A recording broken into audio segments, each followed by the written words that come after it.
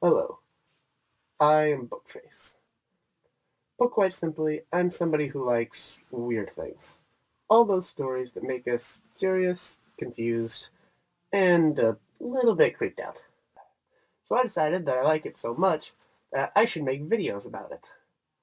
In these videos, I hope to be entertaining and not sound like the first paragraph of an essay that you write to make the teacher think you care. Now let's jump right in. The first creature to talk about is the Cyclops. The Cyclops is a creature from Greek myth, described as being massive and incredibly ugly. Uh, Unlike your mom, however, the Cyclops is known for having one massive eye in the middle of its forehead. Also, hopefully, unlike your mom, the Cyclops was known to eat humans. Glad we don't have any here. The most famous account of the Cyclops was the Cyclops Polyphemus from Homer's Odyssey. In the Odyssey, Odysseus and his crew land on the island of the Cyclops. His entire crew gets captured by the Cyclops and brought back to the cave. At that point, the Cyclops decides that he's going to eat one crew member every day. If that's a delicacy, then, good self-control, dude. But of course, Odysseus did not like this. I wonder why. So Odysseus made a plan. He got the Cyclops very drunk, just drinking away. And then, once the Cyclops was distracted, he got a huge wooden pole, a huge wooden pike. Pike, I think is the word. Very long wooden pointy stick. I'm great with words. Then he put the end of that stick into a fire, let it get red hot, and jabbed it into the Cyclops' eye. The Cyclops, as you can imagine, did not like this, and he screamed to his friends for help. Just motioning towards the door. Get out. However, Odysseus had a plan beforehand. Earlier, the Cyclops had asked what Odysseus' name was. I guess he likes to be friendly to his food? And Odysseus said his name was Nobody. Because Cyclopses don't understand how names work. So once the Cyclops was blinded, he called out to his friends and said, "Nobody stabbed me." I don't really know how the other Cyclopses chose to take that. Though based on the story, I'm going to say probably, "Good for you, Polyphemus." But then Odysseus and his crew still had to sneak out of the cave. So Odysseus thought of a plan. I missed my head.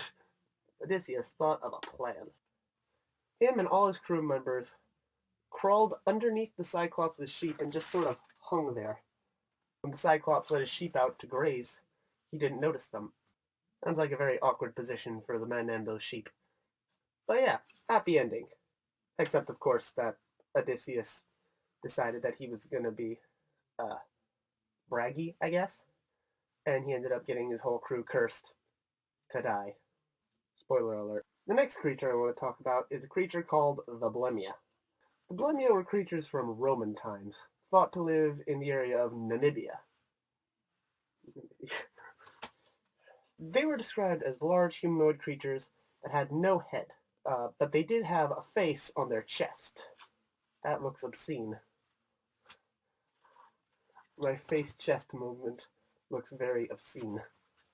Stories of the Blemia are mostly from Roman or medieval European accounts. It honestly just seems like they just showed up wherever. I just think the old-timey explorers would get tired and ask the map makers, "Oh, can you do me a solid, bro?" And then the map makers would just draw these things on it and be like, "Nope, can't go there. Blemias. No heads." Also, not really related to anything important about the Blemia, but in every picture that I've seen of the Blemia, they look like they've seen some stuff. Their eyes are just those are not happy eyes. Maybe that's why the explorers didn't want to go somewhere with a Blemia. The, the Blemia's seen some stuff. They don't want to see those same things. No, no. Okay for Blemia eyes, but not for human eyes. If that's the case, I can't really say I blame them. Next we have a dwarf-like creature from ancient Greece. Because ancient Greece wants to have one of everything.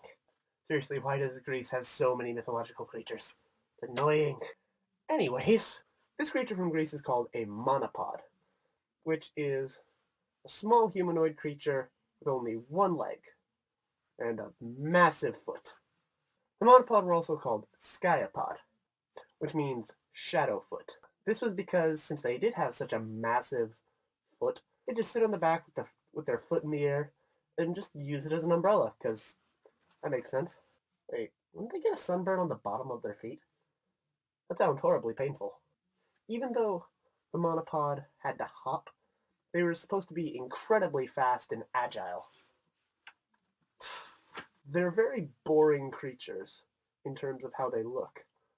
But can you imagine one of these things just sprinting down a hall at you and catching up to you? That would be terrifying. Oh god, what if one just lunged at you? I almost fell over in my chair. Also, could you imagine how embarrassing it would be to lose a race to this tiny hopping creature? Maybe that's why the Greeks were afraid of them. Just too ashamed to face their epic racing skills. Dang Greeks. I can't snap in this. The next creature I want to talk about is one called the Gigenes. The Gigenes. The Gigenes. The Gigen... I don't know. The biggest mystery to me is how that is supposed to be pronounced. So, I probably butchered that several times. But anyways, the Gigenes were giant creatures from Greek myth, again, because they're the Greeks, that had 6 arms. They were encountered by Jason and the Argonauts, who just randomly washed ashore on their island. And then for some reason, probably like a hubris or whatever, all of them started fighting and trying to kill each other. But eventually, I guess the Argonauts decided they had better things to do, so they boated off. Unfortunately, they left their friend Hercules. You might have heard of him, but probably not. He's not that big. But yeah, eventually the Argonauts and Jason all realized, whoops, we forgot somebody, and went back to the island and killed everyone. So, happy ending. Except for the Gigenes. Gigenes. Whatever they're called. Those 6-armed boys. Next we have a creature called the Panati, which kind of sounds like a baked good. They are medieval creatures from Europe. It was written in classical texts that the Panati lived on an island off of Scythia called All Ears Island. That's a wonderful name for an island. It seemed incredibly cheesy when you figure out the only thing interesting about Panati is that they have massive ears. And they don't just like go out like this. They go down like that. And just hang down like Rapunzel's hair. Odd reference to make in this video. The ears of the Panati were so large, they were believed to use them as blankets and clothing, which sounds incredibly unsanitary. Finally, we have the Aga Muchab, which I also might be mispronouncing. The Aga Muchab is a humanoid ogre-like creature from Africa. It is most notable for being completely useless. Now you may think that sounds pretty harsh, but the only thing making them different from a human is them being bigger and them having their eyes on the bottom of their feet. And yes, that is a problem. Because they have eyes on the bottom of their feet, Aga Muchab can't chase after anyone. So this horrifying creature, its only weakness is somebody running away. That's sure effective. Just bravo. And there we have it. Now that we know 5, 6, now that we know several humanoid creatures from mostly medieval and Greek myth, what else would you like to hear about? If there's a creature that you really want to hear about in one of these videos, then don't be afraid to write about it in the comments. Also, since I'm a new channel, it would be wonderful if you would like, comment, and subscribe, because that would really help. So, I guess we'll see you in the next video.